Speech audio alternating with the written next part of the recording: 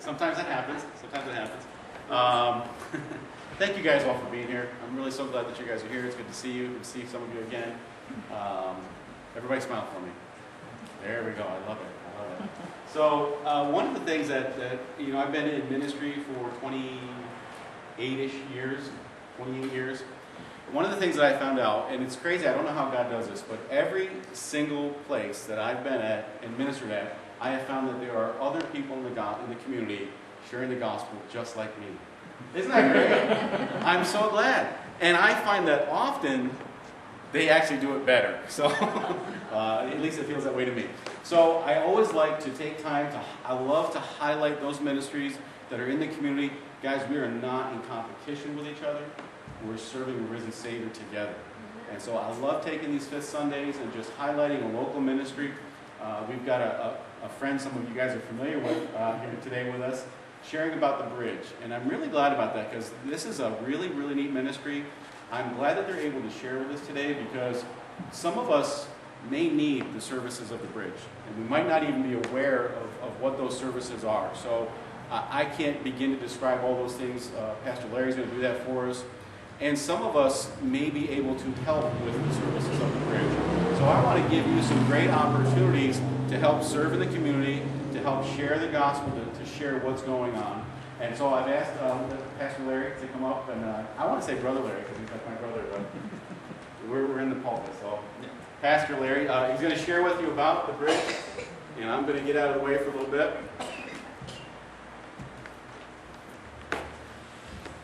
Thanks, Pastor Andy. I'm really pleased to have the opportunity to share with you this morning. I'm not going to be able to hold that, so I'll talk loud, unless you. I think I don't think that I ever had a problem with anybody hearing me here in this sanctuary. So if I could have that little thing here. But you wanted the right hand of fellowship. I wasn't sure. Well, that's true. I always need that for sure. I'm going to get out of the way, Dale. Help him if he needs help. Well, and I'm glad to be able to share about the bridge because it has been my passion for the last 7 years to serve, volunteer within the bridge, and some of it, which is you're a member. It's not like, oh, gee, we're over here doing something separate. You're a part of it. David and Billie Jean are your representatives on the bridge board. So you're a part of the bridge, along with about 30 other churches who have been caring for people in need in this community for over 30 years. I mean, that's even older than Shannon. No. I know that. I'm sorry, Shannon. And so I want to share quickly about some of the different ministries of the bridge, some of which you're familiar with, like the clothes closet, which is over behind the North Waverly Chapel in a separate building there. Billie Jean and others from this congregation have volunteered there over a number of years. I won't make anybody upset and tell them how many years they've been volunteering there. Second is the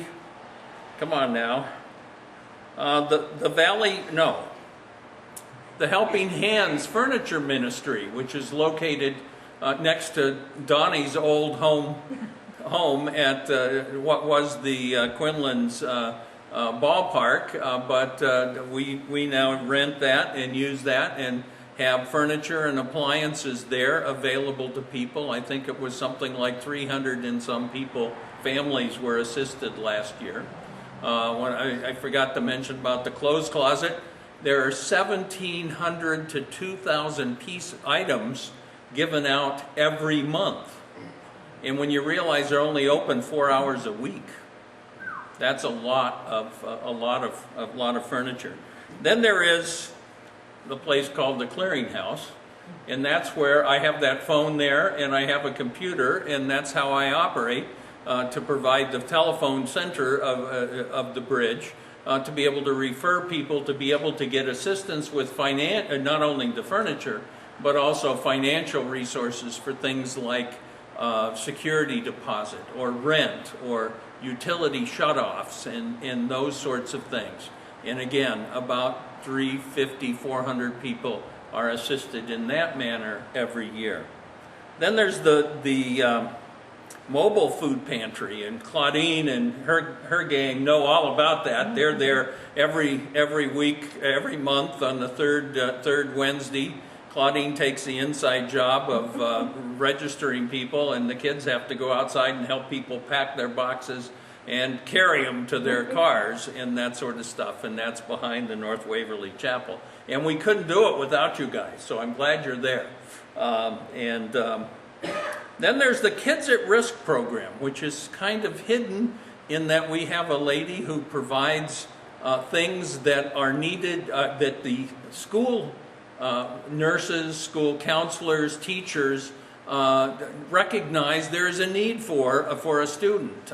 Somebody who comes on the coldest week of winter and is in a light fleece, doesn't seem to have a coat. We're able to provide that. And that picture there shows some kids from right down the street at St. James who collected and packed hygiene packs, which are things like soap and deodorant and toothbrush and toothpaste and that sort of stuff that some kids just don't seem to have that helps them to not be teased about their, let me not say, you know what I'm saying. You know what I'm saying. Then there's catastrophic assistance. And that has been a thing that we've been doing for probably maybe over 10 years. When there's somebody that's got a fire or a flood or other sort of major issue that happens, we're able to assist in a larger way. And we do, like Pastor Andy was saying, we're aware of the other people who do things in the community, and we try to do, to fit where they don't have a hole, or, to fill a hole that they don't have. You can see there the flood, and the community entrusted us as being able to help people during the flood of 2011 with about $330,000 in cash that we were able to provide assistance to get people back into their homes. The picture of the fire there, some of you know Rosemary and Ron Cole. That's their house that burned on Pitney Street about 3 months ago. So we've been able to help them and others. And speaking of floods, we didn't have a big flood last year, but Bentley Creek suffered floods both in July and I think in September. And so we helped 2 or 3 families to be able to get their houses back in order because of that. Then there's some things that are newer programs that the bridge has, and that includes interim assistance. And it says up there, I can't turn around because I'm afraid I'll fall, and that'll be more excitement than you want this morning. But it's a pilot program because we saw that we're providing assistance like the government does. Somebody comes in, you shuffle them money, and they go away until the next time. And we said we had hoped that the voucher writers would have a chance to get to know people and develop relationships, because it's only through relationships, and particularly relationships with Jesus Christ, that people are really going to change. And so we said, let's try something new on a pilot basis. Let's try 5 cases and see what we find. And what we're working on is trying to have a church come alongside a family, an individual or family, to provide a variety of supports that they might need. It might be the pastor would provide spiritual counseling. It might be someone else might do something with parenting, or financial issues, or preparing to get a job, and support in that way. And so it's a longer span of time, looking at up to 6 months. And in particular, the person is to establish goals. What do you want to accomplish? What is the problem and what is the goal? Too often we get people, the problem is they fired me. They don't tell us that they fired me because I didn't go to work, or, you know, whatever, I took money or whatever, but it's somebody else's problem. It's not really mine. And so what we want to say is, what is the problem? What do you want to fix? What are you going to do about it? And then also, how can we assist you to get there? And so we've done about 4 cases now. I think we're finished with our 4th case. And it's been varied. You know, sometimes people just wanted the money, and they didn't really want to work. And so after a little bit, we just say, okay, you're done, and that sort of stuff. So we're getting near the end of that. And the last thing, the most recent, is the Financial Peace University. How many of you are familiar with Dave Ramsey? Okay, Dave Ramsey, we've got his video set, and we've got a man who has led the program a number of times, both at Athens Wesleyan, Encounter Church, and now he's doing it for the Bridge. And we've had it, we've done it, tried it twice, and had a few families take advantage. And we offer a discount because Ramsey sold us, 10 sets of material for $99 a piece. And we said, okay, if you'll come up with $49, we'll provide $50 to clients. We also want our voucher writers and board members to be aware of what it is we're teaching and that sort of stuff. And so we offer it to them at that same price. And so if you can push Billie Jean and David off being your representatives, maybe you could come to. No, don't do that to them. Don't do that to them. And so those are the things that the Bridge is involved in. So you may say, well, how do I help? And well, I got 3 different areas. First, volunteer. We need volunteers at the clothes closet on almost every shift. We seek to have 3 volunteers each time we're open, which is Tuesday evenings, Wednesday noon to 2. And so we seek to have people in teams that only serve once a month. So 2 hours a month. Not too bad. So you might do that. You might volunteer at the clothes closet if you say, I don't want to talk to people. I'm like Jack. I don't want to be there. You can help with the sorting of the clothing. I forgot to mention, we want gently used clothing. I say, and my wife told me not to say it, but I'm going to say it anyway. If you wouldn't wear it or you wouldn't put it on your kids, we don't want it. Put it in the St. Pauli shed out at the end there, because the chapel they sell that as scrap. So you can put it there. In that sort of stuff. So clothes closet, the mobile food pantry, you could always use a few more hands, right? On a Wednesday morning between, I think they'd like you to get there about 9, and the food pantry is 10 to 11, but it takes a little bit of time to clear up, so you're done by 11:30, maybe 12. So that's once a month for about 2-3 hours. Voucher writers. We need people who are willing to meet with folks who are in need, to help them with the application process, to verify some information that I can't verify over the phone. As I tell a guy, I know you sound like Dale, but I don't know if you look like Dale. I need to see your ID.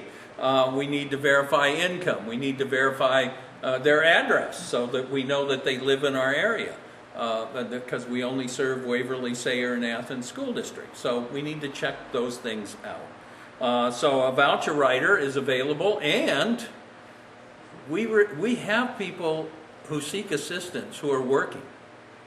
And so for us to ask them, because most of our voucher writers assist in the mornings, to ask you to take off work, which you need the money to pay the rent and all the other things, to take off rent to come and get a voucher. So if we have anybody that would be available sort of afternoon, late afternoon, and that sort of stuff. And well, since I retire today from the bridge, it won't be me who train you, but we would have somebody to train you to be able to do that, and to to work along with you as you do the first couple. So if that's a thing, you can do that. The last thing would be whether your church might be interested in to come alongside somebody in need and to provide some of these other services. You don't have to provide them all, but to really say we want to help you. Well, that's a volunteer. That doesn't cost you anything but time, energy, and anxiety. Then there's donate. Donate clothing to the clothes closet, which you can drop off in the chute that is on the building. So you can do that 24 hours a day. Just don't make any noise if you're doing it during the middle of the night, because I still live next door. So please don't wake me up. And that sort of thing. What? As long as it's in a bag, and not a real huge one. No leaf bags. We need the kitchen size bags, because if it's too big, it really messes up the chute. And so anyway, and you can donate also to the Helping Hands Furniture Ministry, furniture and appliances that are still in working order. We don't want the washer that won't agitate or something like that, but you know what I'm talking about. And if you can't get it to us, we have the ability to pick up, and so please do that. And we also can pick up, deliver to people that don't have vehicles, don't have access to a truck. We charge a $10 delivery fee, and it's amazing how often people find a friend that's got a truck rather than $10. Okay, and the last one, you knew it was coming. Contribute. You can send a check to the bridge at P.O. Box 202 in Sayre. You can, I don't know if you do an offering periodically for the bridge or benevolence and share part of that. I'm applying pressure here, so I don't know. I'll stop. They can put it on an offering envelope. You can put it on an offering envelope, and we'd make sure. Yeah, the treasurer will take care of it, won't you, Donnie? There's no handling fee, is there? Anyway, okay. And the other thing is to participate in bridge fundraisers. And the first fundraiser we have had for a long time is our Sleep Out, which takes place on Good Friday to Good Saturday. And they're out in the cold. And it's almost always been cold, hasn't it, David? Mostly. Yeah, and the way you can do that is you can support David. David has slept out for, what is it, up 10 years? Maybe a little more than that. And he still has the same refrigerator box. No, he doesn't. He's got it all fixed up the way he likes it. Anyway, but you can support him, help him to raise $1,000 this year, right? Yeah, David's for that. So that's a way that you can help. And if you say, oh, I don't know, that's too cold. Well, we got the chicken barbecue and vintage goods sale in September. And we have, it started by, there's a motorcycle group that assists in the Helping Hands, and they came up to Marilyn Weber and said, we want to do a chicken barbecue for you. We just built a grill, and we want to do a chicken barbecue. So they've done that now, I think 3 years. We're aiming for 4. And so you can come and buy chicken and look for some of that really nice furniture. There are almost always a nice round oak table or two, and you can see some of the pictures up there. And if you say, oh, I got enough big stuff, I want little stuff, we have a whole section of our back room in the Helping Hands, which is where we have Christmas knickknacks and other sorts of things. So if there's an old piece of glass that, or a setting of glassware that you need, come and take a look, because they got lots, and they get donated lots. And if I could see that last one, doesn't that chicken smell good? Aren't you ready? Aren't you ready? Well, I can go on to the black slide there, Brendan. You know, occasionally I have people come up and ask me, gee, did the people that you serve, do they deserve it? And well, that's a okay question, I guess. But the issue is, you know, when people needed healing, and they came up to Jesus, or they needed to be relieved of a demon possession or of mental illness or whatever, he didn't say, well, have you been to the temple? Do you follow the 10 Commandments? He healed them. He didn't ask any questions about that. Sometimes he said, go and sin no more. But often he didn't. He just said, stretch out that hand, and it was healed, so that guy could go back to work. They didn't have unemployment or disability in those days. So, and then I'm remembering the parable that Jesus told right near the end of his life in Matthew 25. Oh, I forgot. I remember B. Bixler's song, I Am Not Worthy. And if you remember those words, it says, I'm not worthy for your favor. And none of us are. It's only from what Jesus Christ did that we have any hope in our standing with God.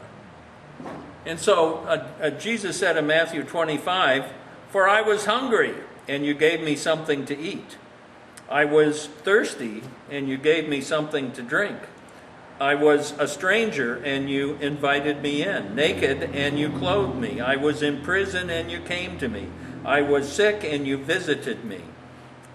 Then the righteous will answer him, Lord, when did we see you hungry and feed you, or thirsty and give you something to drink? And when did we see you a stranger and invite you in, or naked and clothe you? When did we see you sick or in prison and come to you?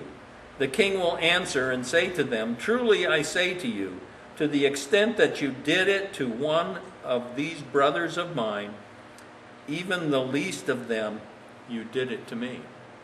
And I won't read the rest of that passage where he turned to those on his left and say, depart from me, because you didn't do any of those things.